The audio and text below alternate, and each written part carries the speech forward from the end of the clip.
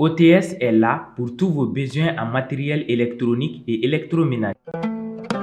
Sistra Technologies est une société de prestation de services et de commerce, évoluant dans le domaine des nouvelles technologies de l'information et de la communication, la fourniture de matériels biomédicaux, la bioinformatique. Pour tous vos besoins en librairie, papeterie, matériel informatique, appareils électroniques et divers, rendez-vous chez AKD Informatique. CJT vous est présenté par ESG, École supérieure de gestion. ESG, École supérieure de gestion, spécialisée dans la formation des métiers de la comptabilité et de la gestion d'entreprise. Furuko mi ñogoma deliga ke o be mali ni france ni ñonche mune na ni ni abna wala lu sorangan dogon ke baru kono bogla fini mi kanu ne no anga jamana kono ko sebe nga afireli na sani o ga gelen ko sebe abna wala lu sorangan dogon ke baru kono modi sidibe na le mere sibiri bukula alemna wala li kanye siraba o furanga Actuel media jabrani flebaro obismila ko dogo kibaru keneka ina fo anya fo bakuru wala tuguni kabi anya nga yelma horonyata malini franci chema delika geleata fo kata wolo franci gala sigide ndo geni nakabo anga jamana kono mune nana nini wala li abno sor mamadou bilali kulibali ga soro leona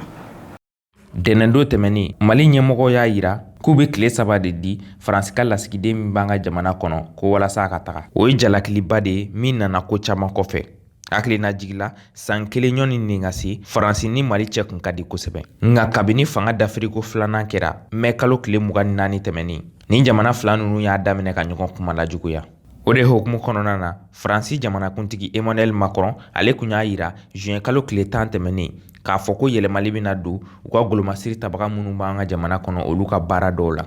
o de kɔfɛ septembre kalo tile 25 an ka premier ministre Choguel Kokala Mayiga ale taara fɔ jɛma ɲɛfɛ k'a fɔ ko faransi an bolo bila ka bin ko o de kama ko mali bɛna fɛɛrɛ bɛ sigi sen kan walasa k'a ka lakana sabati o de kɛra sababu ye ka mali gɛrɛ hali bi Rusi jamana na nka o bɛɛ y'a sɔrɔ k'a fɔ kuma falefale jamana fila ninnu ni ɲɔgɔn cɛ u ma dabila octobre kalo tile 5 san 2021 mali jamanakuntigiw ye faransi ka lasigiden wele ka na k'a yira la k'a fɔ ko jamanakuntigi Emmanuel Macron ye kuma minnu fɔ k'olu tɛ bɛn o kɔfɛ mali ye baara caman sigi sen kan minnu na ni Jean-Yves Le Drian n'ale ye faransi ministre ye ale ka bɔliw senfɛ ale y'a yira k'a fɔ k'o tɛ ko kɛta ye o de kɔfɛ mali ɲɛmɔgɔw ye wele bila faransi ka lasigiden ma dɛnɛn tɛmɛnen ni ka taa yira la k'a fɔ ko tile 3 de b'a bolo ɲɔna ka bɔ jamana kɔnɔ hali n'a y'a sɔrɔ an ka ɲɛmɔgɔ y'a yira k'a fɔ ko wagati bɛɛ olu sigilen don ka sigi ka fɔ makɔnɔ nin kɛra kumakanw ye minnu jara jamanaden caman ye mali autorité u ka baara kɛ mun kan ka kɛ o y'o de kɛ parce que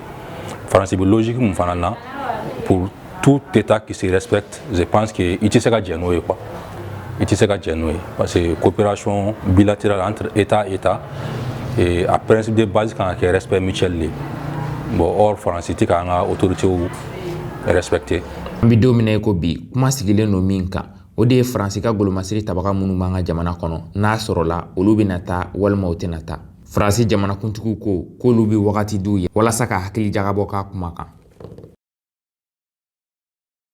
Ferefen chama songo gelale no kosebe anga sugu konnana ina fo sugu kerenkeren ya la file an willa ka se jigoroni para sugu konnana kanyiningali ke ferekelaw anisan gelawla mami kumbo keneka we nana kalija koni anga jika ka soro le laje sogo sɔngɔ gɛlɛyali jubaju sɔrɔyɔrɔ ka jan misali la an ka jamana camancɛ yanfan lakanabaliya min bɛ kɛ sababu ye ka baganw doni gɛlɛya an ka jamana kɔnɔ a bɛ waati jan bɔ an ka gouvernement tun y'a latigɛ walasa fɛɛrɛw ka se ka sɔrɔ sogo sɔngɔko la feerekɛla caman y'a yira an na ka fɔ ko nin gɛlɛya in ma daminɛ bi a ka ja CEDEAO ka ɲangili ni a tɛ ɲɔgɔn ɲɛ sira la an bɛ don min na iko bi sogo sɔngɔ b'a daminɛ 460 fo ka taa se 640 ma bi an b'an sinsin filɛ de kan kɛrɛnkɛrɛnnenya la n'o ye sogobu ye min nana ni sogo prix gɛlɛyali ye o ye misi gɛlɛyali ye ni misi gɛlɛyara sogo bɛ gɛlɛya o ye diyagoya ye mun ye misi fana gɛlɛya wala o ye kɛlɛ nɔ ye ni kɛlɛ bɛ jamana kɔnɔ donc misiko bɛ gɛlɛya ni misi tɛ se ka mara cogo la komi kɔrɔlen donc sogo bɛ o de bɛ na ni sogo gɛlɛyali ye en tant que misi ka nɔgɔ sogo tɛ gɛlɛya o en tant que misi fana ka gɛlɛ sogo tɛ se ka nɔgɔya bon sogo fana tɛ se ka nɔgɔya n'aw ma kɛlɛ dabila misi fana tɛ se ka nɔgɔya n'aw ma kɛlɛ dabila fo jamanadenw ka kɛlɛ yɛrɛ de dabila n'o kɛra kungo kɔnɔ n'a bɛ libéré misi de bɛ mara kungo kɔnɔ a bɛ gɛn yen nɔ a bɛ caya yen nɔ o ma n'a cayara yen nɔ a bɛ na so kɔnɔ donc a bɛ nɔgɔya donc en tant que ni kungo kɔnɔna ka gɛlɛn ko misi tɛ se ka mara kungo kɔnɔ fo so kɔnɔ o kun ye min fɔ an ye fɔlɔ la ko sogo ka feere 460 u kun y'o de fɔ 560 komi waati janyana n kɔni hakili bɛ min na o y'o ye 460 koloma sogobu 560 u kun y'o de fɔ mais a kɛra wagatinin dɔrɔn de kan wagatinin selen olu yɛrɛ ye baara jɔ bon an fana tora ten an ye wagati marɔ tile 2 an ye grève kɛ donc a ma ɲa f'an yɛrɛ feerekɛla dɔw fɛ sogo da gɛlɛyali bɛ dépend feerekɛla dɔw de la i n'a fɔ restauranttigiw ale ni ale bɛ feere a kantigi a bɛ bɔ cogo min na jurujan kelen ou bien dɔw b'a san kilo la bon kilo san ka suma la quoi a tantɔlama de feere ka d'an bolo an b'a kilo feere 800 dɔw b'a feere 700 mais 800 de ka ca la restauranttigiw fana b'a feere bon restauranttigiw yɛrɛ de b'a to a bɛ gɛlɛya kosɛbɛ parce que n'u yɛrɛ ka baara principal ye file u tɛ brouchette wɛrɛ kɛ ni file tɛ o de b'a to a bɛ gɛlɛya yɛrɛ n'o tɛ hali 1000 min ye kilo la o alimentation supermarché ba ninnu olu bɛ se ka feere 1000 100 mais an bɛ sugu ni fɛnw na an b'a feere 800 700 Madame Diallo bolo sogo da gɛlɛyara kojugu ne nana sogo san de la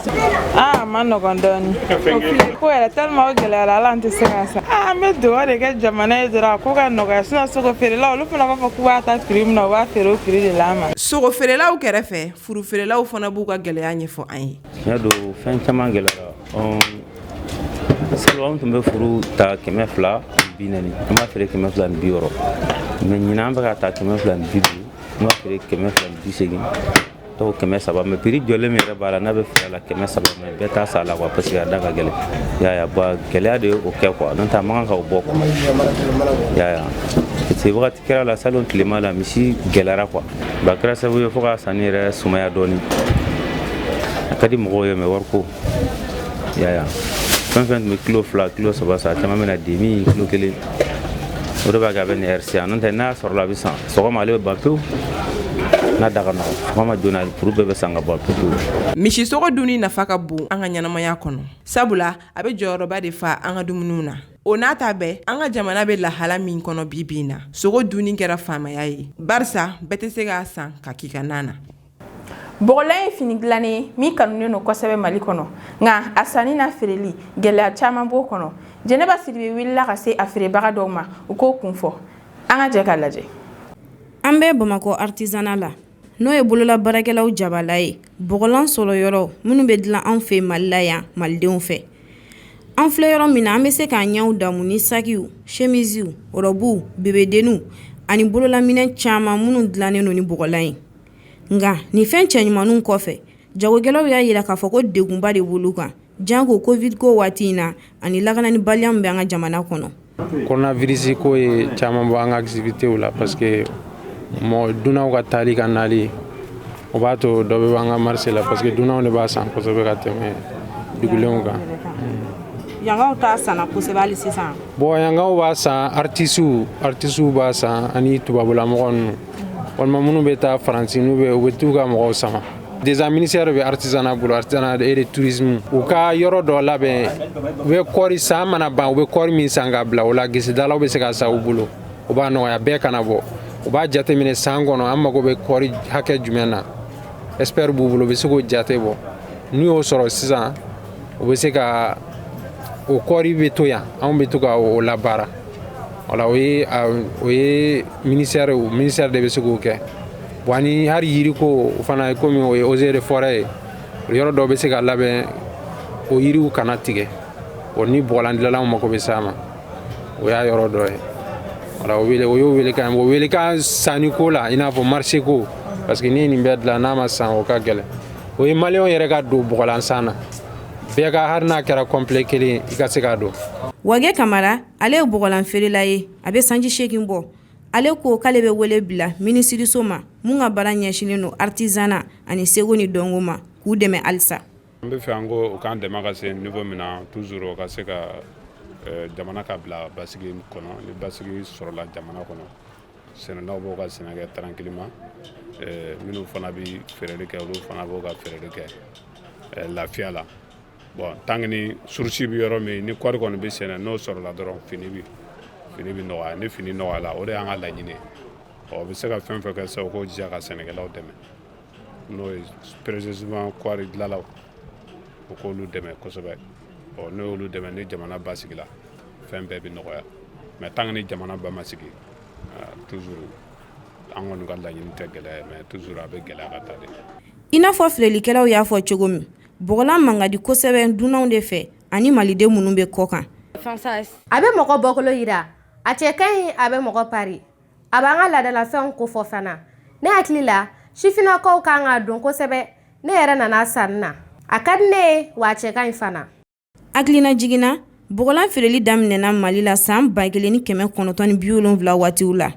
nka diɲɛmɔgɔ y'a lakodɔn Kili Seydou ka fini kalalenw fɛ minnu bɛɛ tun bɛ dilan ni bɔgɔlan ye san 1980 wagatiw la. Bɔgɔlan finimugu dɔrɔn tɛ a bɛ an ka taabolow ko fɔ wa Mali ladalafɛn don.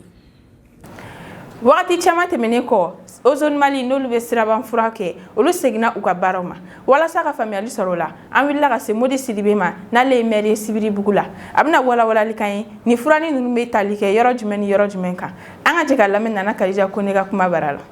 Ozone nali wagati la Bamako kɔnɔna la daminɛna ni u ye baarakɛɲɔgɔnya bolo sɛbɛnnaw bila kɛ baarakɛɲɔgɔnya la ni mairie ba ye Adama Sangare mairie min maire ye u ka bolonɔ bila sɛbɛn musaka tun bɛ taa miliyari 9 la baara tun kan ka ɲɛsin commune 6 bɛɛ lajɛlen ma ka se ka sanuya la nati mɔgɔw ka se k'u ka baara n'u ka taga seginw kɛ jɛlenya kɔnɔna la mais wagati kɛra gɛlɛya nana don o baara ninnu na fo ka taa se minnu bɛ baara kɛ o zone yɛrɛ la n'o ye chauffeur ye fo ka taa se minnu bɛ furani kɛ sirabadaw ni carré kɔnɔnaw la olu ye difficultéw sɔrɔ n'o ye sara ko gɛlɛyaw ye o sara ko gɛlɛyaw de nana ni fɛn min n'o kɛra ka baara min ɲɔngiri dɔɔni parce que ni baara kan ka kɛ ni baarakɛlaw ni baarakɛlaw t'u ka musakaw sɔrɔ a ka ca a dɔ la baara bɛ ɲɔngiri yan'o yɛrɛ ni ɲɔgɔn cɛ baara kɛcogo tun mana ni nimisi wasa ye ka se fo bunangun na bunangun min na ni mɔgɔw tun bɛ k'a laɲini donc n'i y'a ta k'a lajɛ Ozone Mali ye kɛnyɛrɛye ye wa ani gouvernement bɛ baara kɛ ɲɔgɔnya la wa o kɔni bɛɛ ye kuma dɔ ye laɲini dɔ de bɛ yen baarakɛɲɔgɔnya laɲini tɛ jɛlenya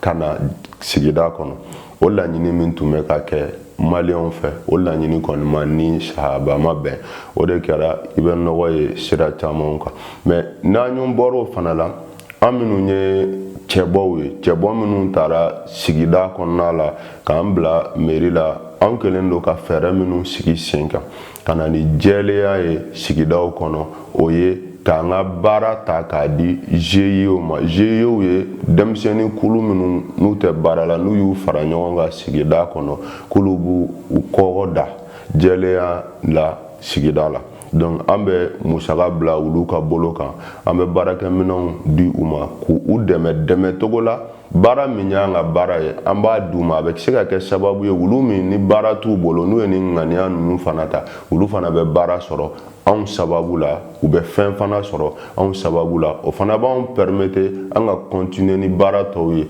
kɔfɛ n'o ye ka bɛɛ ka baara d'i ma jɛlenya tagasira la i ka sigida la ni mairie ka dɛmɛ ye baarakɛminɛnw fana b'an bolo an bɛ min di minnu ni GIEw tɛ kelen ye denmisɛnnin kulu ma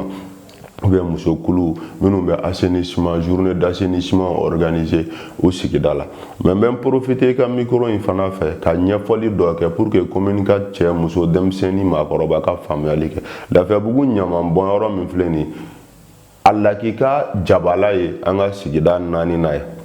mais a dɔnnen don maa min taya la ani maa minnu ka baara kan ka kɛ ni ɲama sera ye k'a taga bɔ yen o ye Adama Sangare ka mairie ye n'o ye mairie du district ye an ka baara ye ka ɲama ta bɛɛ ka da la ka n'a bila ye o ye commune 4 mairie ka baara bannen maintenant k'a taa Lafiyabugu ɲaman bɔnyɔrɔ la ka taa bɔnyɔrɔ wɛrɛ la dugu kɔfɛ o ye mairie du district ka baara de maintenant an ka baara min ye k'a taga bɔ mɔgɔw da la an y'o fana di denmisɛnnin kulu minnu faralen ɲɔgɔn kan ni baara t'u bolo ka baara kɛ chômage kɛlɛ fɛɛrɛ dɔ ye o ye anw bolo ka quartierw tila GIEw ni ɲɔgɔn cɛ olu k'u ka baara kɛ ɲamanta ye ka taa bɔn Lafiyabugu ɲaman bɔnyɔrɔ la ani ɲaman bɔnyɔrɔ wɛrɛ minnu mana kɛ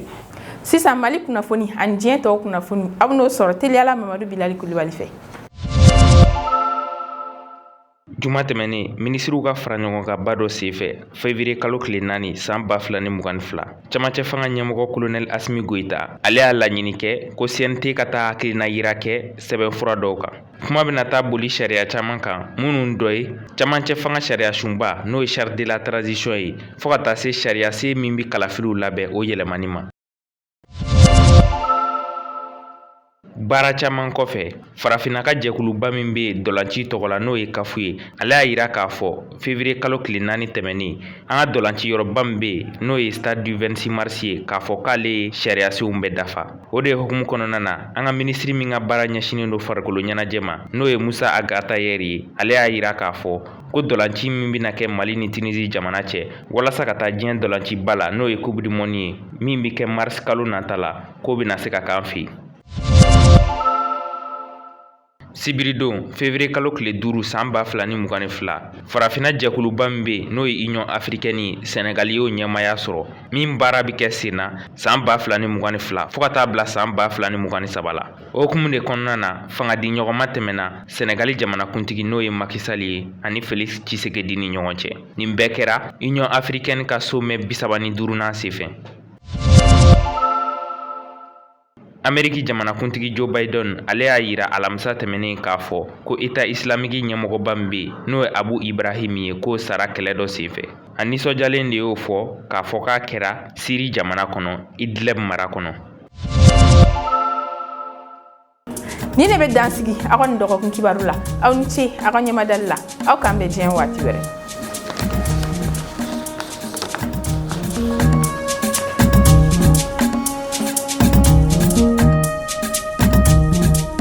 CJT vous a été présenté par ESG, École supérieure de gestion. ESG, École supérieure de gestion, spécialisée dans la formation des métiers de la comptabilité et de la gestion d'entreprise.